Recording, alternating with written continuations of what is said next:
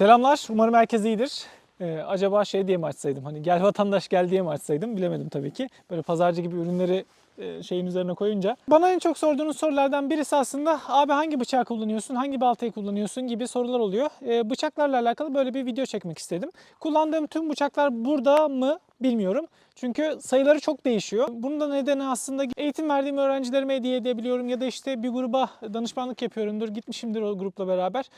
O gruba da böyle küçük hediyeler yapıyorum ya da hediyeler alıyorum. Markalardan çok fazla bahsetmeyeceğim. İşte bu ürün budur, şudur, böyledir, şöyledir demeyeceğim. Siz merak ettiğiniz bir şey olduğunda zaten yorum kısmına yazın. Ben oradan cevap vermeye çalışacağım ürünle alakalı bilgilerimi. Burada dediğim gibi kullandığım bıçaklar neyine amaçlı kullanıyorum, hangi amaçla neyi alabilirsiniz, başlangıç seviyesinden ileri seviyeye kadar götürebileceğimiz bir video süreci olacak bu. Şöyle başlayalım. Turuncuyu görünce turuncuyla başlamak istedim. Fiskars'ın bu ağır iş bıçağı. Uzun zamandır kullanıyorum aslında. Bakmayın bunun yeni olduğuna. Birisine hediye edince gerisini dolduruyorum. Bu ekonomik bir bıçaktır. Çok pahalı bir bıçak değil. İşlevi de ona göredir aslında. Yani bundan beklentiniz çok büyük şeyler olmayacak tabii ki ama bir bıçağın yapabileceği şeyleri zaten üstlenecektir. Yani gidip de her gün doğada değilseniz, her gün doğada vakit geçirmiyorsanız, işte bıçağı çok zorlamıyorsanız, bu böyle bir bıçak işinizi görecektir yani. Bununla yemeğinizi de yaparsınız. Geri geldiğinde batonik de yaparsınız yani. Odunu kesmeyi de yaparsınız. Yontma da yaparsınız. Ergonomik bir tutuş sağlıyor. Bu da dediğim gibi kullanım kolaylığı var. Bunda ekstra bir de ne vardı? Kılıfında bileme taşı var. Her kılıfa giriş çıkışta bir bileme durumu oluyor. Madem öyle gittik. Cam Knife'ın güzel bir bıçağı var elimde. Modelin ismini tam hatırlamıyorum. Keyifli bir bıçak. Görüntüsü böyle hem eski bir doku var. Kullanmayı sevdiğim bıçaklarımdan birisi. Bu bıçakların hepsi farklı farklı işleri aslında hizmet etse de hepsinin ortak bir yanı var. Kesici yani, değil mi? Bir bıçaktan beklentiniz neyse şu an gösterdiğim bıçaklar onu karşılıyor ki ben size bunları gösteriyorum. Bir tane Pucco var. Bu da Oud markasının. N690 bu da çeliği.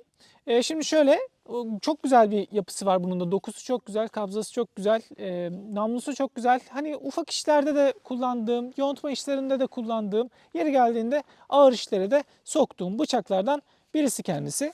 Yine Fiskars'ın Kar 40 diye bir modeli var. Suda batmayan model olarak geçiyor bunlar da. Şöyle bunu kullanıyorum. Bu biraz daha böyle yemekte kullandığım şeyler. Hani ne bileyim domates keserken, biber keserken kullandığım şeyler. Ya da böyle küçük şeyler yapacaksam farklı işlerde kullanmayacağım. Böyle oduna falan çok sürtmeyeceğim modellerden biri. Kabını kırmışım. Elektrik bandımı çekmişim üstüne. Yok elektrik değil duct tape çekmişim.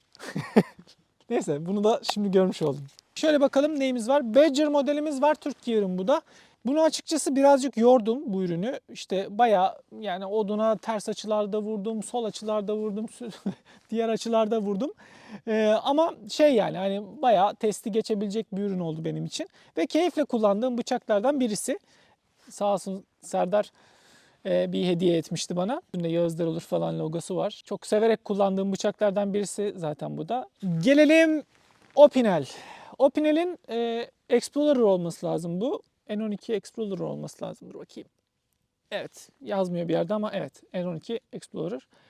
Bu aslında uzun zamandır kullandığım bir bıçak. Ama Opinel'de sevmediğim birkaç nokta var. O da şu kilit mekanizması bazen takılabiliyor. Yoksa çok güzel, gerçekten tatlı bir ürün. Yemek yaparken kullanmayı, işte ince kesim yapmayı çok rahat bir şekilde sağlayan bir bıçak. Ama dediğim gibi Opinel'de takıldığım tek bir nokta var. Gidip bunu zor bir işe soktuğunda, zor bir işe verdiğinde şuradaki kilit mekanizması bazen sıkıntı yaratabiliyor. Opinel kullananlar bilir. Ama bu kullanım hatası da olabiliyor. Ürüne çok fazla yüklememek gerekiyor bu suçu.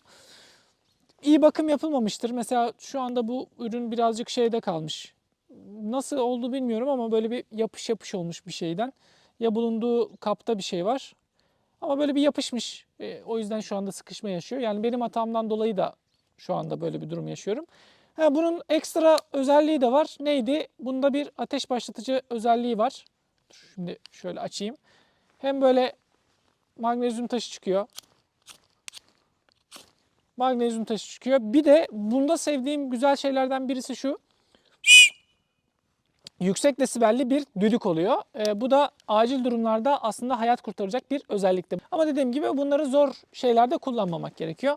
Yani demin ateş başlatıcıdan falan bahsettik. O yüzden Victorinox Hunter Pro'ya gidiyoruz. Victorinox Hunter Pro'yu da şu şekilde kullanıyorum aslında. Bunun detaylı videosunu da paylaşmıştım. Gerçi buradakilerin hepsinin detaylı videosunu paylaşmıştım ama rezil etmişim resmen bıçağı. Şu her tarafı kirpas içinde bırakmışım. Ben de bu şekilde kullanıyorum işte. Neyse, bu Hunter Pro bir set halinde geliyor. Tabii set modülü var, yani seti ekstra alıyorsunuz. Burada farklı farklı varyasyonlar var. Normalde Victorinox'un çakılarında, bıçaklarında görülenden birazcık daha farklı varyasyonları uygulamışlar. İşte bow drill için, hand drill için, ateş başlatma şekli için bir yuva yapmışlar. Ne bileyim, arkada işte bunun şöyle bir ucu var. İşte atıyorum, bir delik açmak istediğimizde oduna arkasına takıp bu deliği kullanabiliyoruz. Şurada göğüste çalışmak için bir uygulama yapılmış. Mesela bu güzel bir detay. Ve eğitim verirken daha çok kullanıyorum. O yüzden başına çok bir şey gelsin istemiyorum.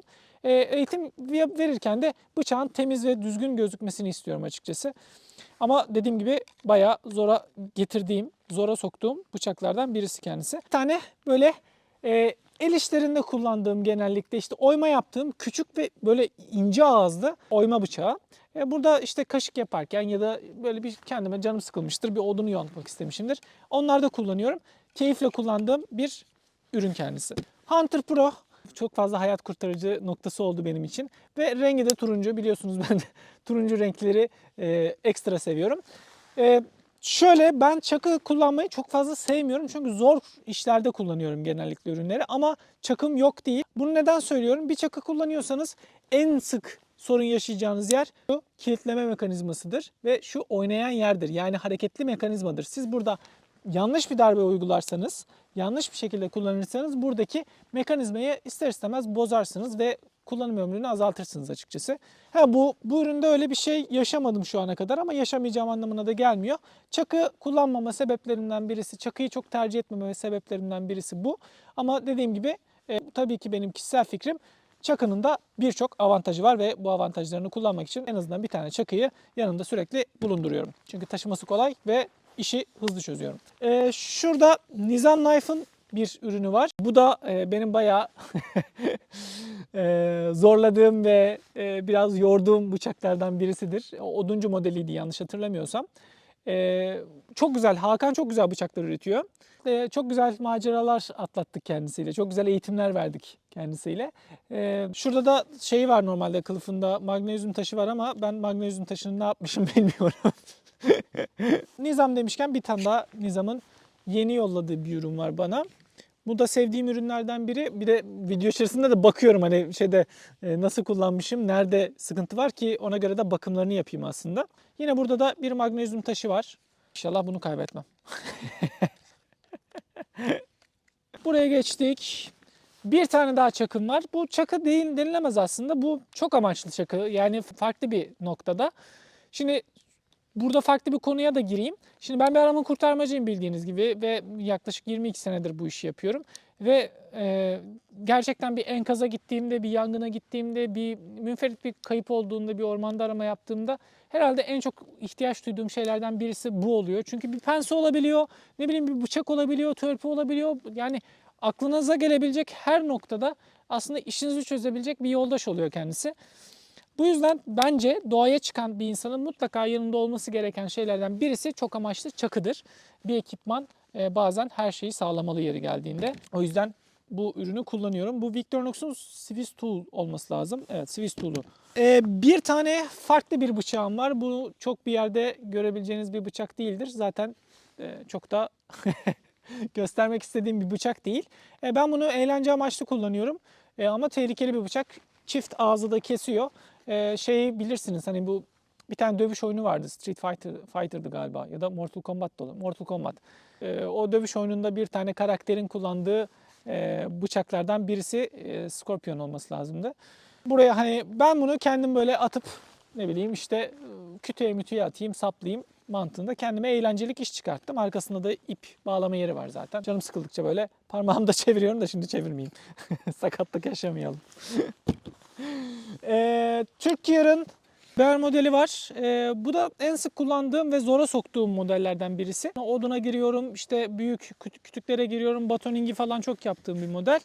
Keza bu da aynı şekilde bir modeli.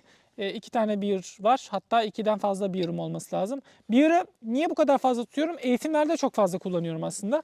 Yani işte verdiğim eğitimlerde öğrencilere bunu kullandırtıyorum. Biraz daha güçlü bir bıçak, farklı bir bıçak. Yani bıçağın dışında bir şey aslında. Bir baltayla pala arasında bir şey. O yüzden bunu kullanıyorum. Tanto ağzı var bunun.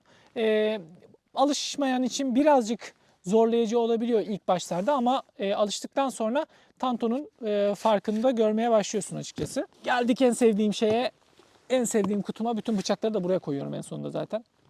Şöyle açtım. Burada da yine bir tane Beer modeli var.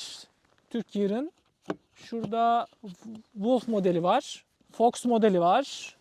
Bunların hepsi aynı aslında ama benim koleksiyonluk sevdiğim bıçaklar. Mantis modeli var. Bu da biraz daha taktiksel modellerden birisi aslında. Yani doğada kullanabileceğiniz tabii ki çok büyük alanlarda var. Ama benim çok tercih ettiğim, çok kullanmayı tercih ettiğim modellerden değil. Sadece güzel görünüşüyle ve farklı kullanım alanlarıyla ilgimi çeken bir ürün. Bu benim biraz daha koleksiyon için tuttuğum ya da işte eğitimlerde, özel eğitimlerde kullandığım ürünlerden bazıları. Ama dediğim gibi bu gösterdiğim bütün bıçakların herhalde benden bir çekmişliği vardır. Hepsinden özür diliyorum. Üreticilerinden de özür diliyorum. Aslında burada videonun konusundan da çok kopmadan, ya bu benim şu anda yaptığım şey aslında çok böyle mantıklı bir şey mi? Değil. Bu kadar bıçağın olması, bir insanın bu kadar bıçağının olması ya da bundan daha fazla bıçağı olan insanlar da var. Bu belki sayı olarak hiçbir şey. Ama dediğim gibi yani buna hiç gerek yok. Bir tane bıçak sizin arazide bütün işinizi zaten çözecektir. Eğer doğru şekilde bunu kullanmayı biliyorsanız. Yani burada aslında kullanıcıya düşüyor bütün iş. Kullanıcı eğer bıçağı doğru şekilde kullanıyorsa, fonksiyonel kullanımlarını biliyorsa iş farklı bir boyuta gider. Önce bıçak becerilerimizi, kullanım becerilerimizi arttırmak. Ondan yani güvenli şekilde kullanım becerilerimizi arttırmak. Ondan sonra zaten kendiliğinden hangisini istediğinizi, hangi ürüne yönelmeniz gerektiğini kendiniz anlıyorsunuz. Yani hani ben buradan size ne yönlendireyim ki? Ben kullanmayı sevdiğim ürünleri size gösterdim sadece. Bazıları burada yok bile, hatta hediye etmişimdir yani illaki. Ama şuraya baktığım zaman hepsiyle güzel anılarım var. Hepsinin güzel yeri var benim için. Ve bu güzel yerler aslında önemli. Yani bu ürünlerle, bu şeylerle, bu malzemelerle güzel vakit geçirebiliyor musunuz? Olay bu. Bir tane ürünün burada ama şu ürün, bu ürün, böyle bir ürün deyip de reklam yapmak istemiyorum hiçbir markayı. Yani dediğim gibi kullandığım malzemeler bunlar. Artısı eksisi ortada zaten. Bıçağı zaten doğru kullanmayı biliyorsan bir şekilde yolunu bulursun. Bir şekilde o işini çözersin. Evet, benlik bu kadar. Bir sonraki videoda görüşürüz. Yani çok fazla ürün hakkında bilgi vermedim. Özellikle sormak istediğiniz ürün varsa yorum kısmından lütfen bana sorun. Bu tarzda farklı bir video içeriği isterseniz de lütfen çekinmeyin, söyleyin. Ben onu elimden geldiğince hızlı şekilde çekip videoya atmaya çalışacağım. O zaman kendinize iyi bakın. Görüşmek üzere. Doğayla kalın.